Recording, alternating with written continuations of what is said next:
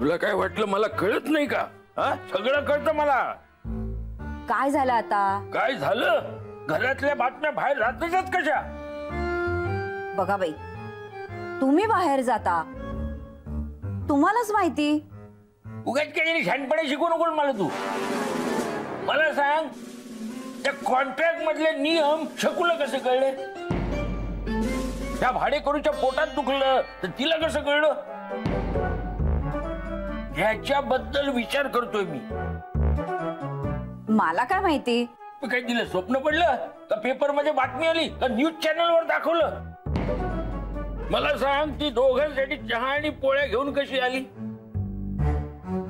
मला नाही बे माहिती. मी तर त्या भाडेकरूंशी बोलायला देखील जात नाही. पण शकूशी बोलतेस ना?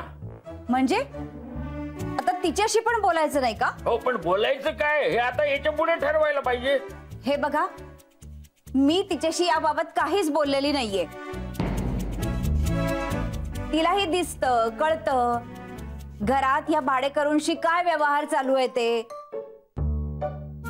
आली असेल तिला दया. नाही, ही दया कशामुळे येते शोधून काढेनच मी. कशा जातात घरातल्या बातम्या घराच्या बाहेर? छान. मग आता माझ्यावरही पाळत ठेवा. मी काय काय करते ते बघा. काय वाटेल ते करा. नशीब त्या भाडेकरूंना स्वयंपाक करायची परवानगी तुम्हीच दिली आहे, नाहीतर तो देखील आळ घ्याल माझ्यावरच. मी तुमच्या शब्दाबाहेर नाहीये बरं का? कळलं ना?